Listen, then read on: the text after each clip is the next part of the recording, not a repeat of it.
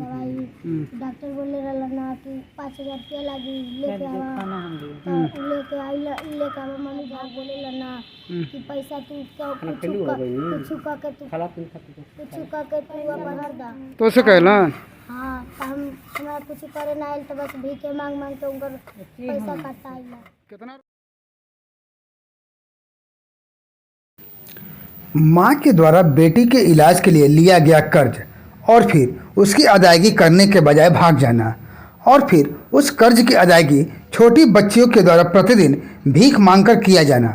जी हाँ, यही कहानी इन दो बच्चियों की है जो प्रतिदिन शहर में भीख मांगती हुई दिखती हैं। और एक दिन पूर्व भीख मांगते हुए जब इन बच्चियों पर महिला कल्याण अधिकारी की नज़र पड़ी, इन बच्चों ने अपनी पूरी दास्तान मीडिया के सामने बताई। अगर हमनी के संगे चलल जाई लेकिन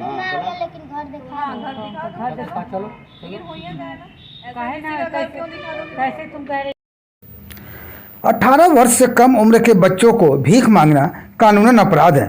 बावजूद इसके छोटे छोटे बच्चे भीख मांगते हुए नजर आ जाते हैं।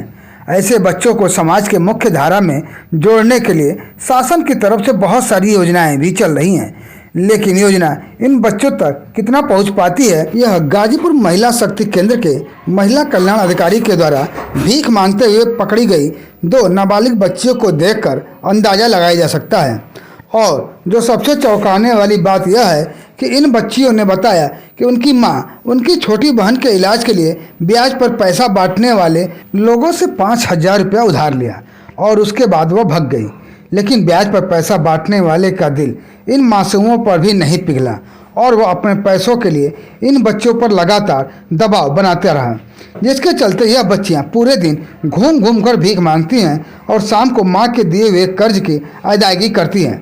ऐसे में अब यह बच्चियां महिला शक्ति केंद्र की महिला कल्याण अधिकारी व अन्य के हाथों लगी हैं, तो अब इन बच्चियों को शासन के द्वारा चलने वाली योजनाओं का कितना लाभ मिल पाएगा, यह देखने वाली बात होगी।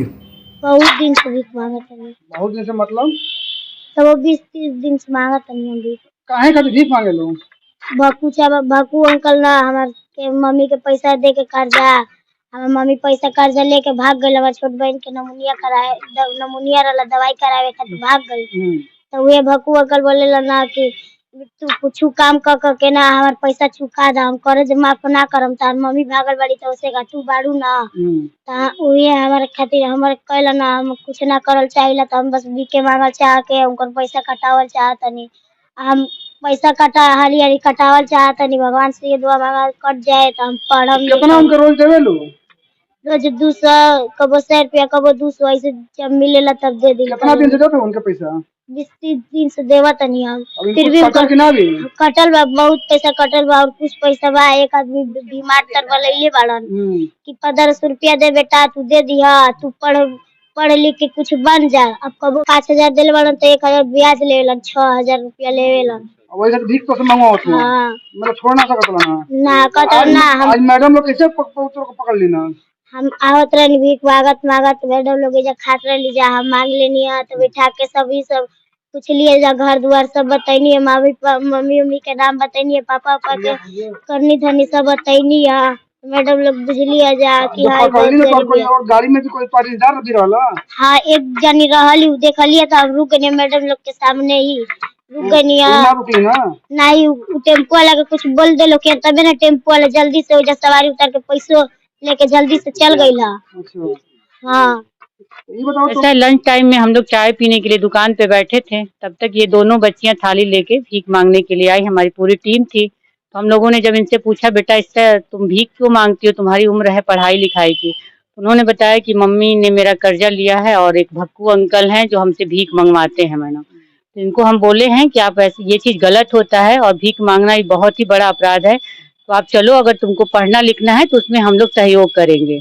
और इसमें जिला प्रोशन अधिकारी सर से भी बात हुई है और बच्चों को जिस योजना से लाभान्वित करना होगा हम लोग बिल्कुल करेंगे और इनको पढ़ाने लिखाने में आगे ले जाएंगे। क्या लगता है ये जो भक्कू जिसका नाम बता रही है वो किस तरह की क्यों वसूली करवा रहे हैं इनसे? अब ये सर जब तक भक्कू जी सामने नहीं आएंगे और बच्चा जैसा कि उनका नाम लिया है तब तक तो कुछ क्लियर नहीं हो पाएगा। अब इसके लिए हम लोग प्रयासरत मतलब कर रहे हैं, CWC में प्रस्तुत करेंगे और कोशिश करेंगे हम लोग कि जल्द से जल्द हो सामने।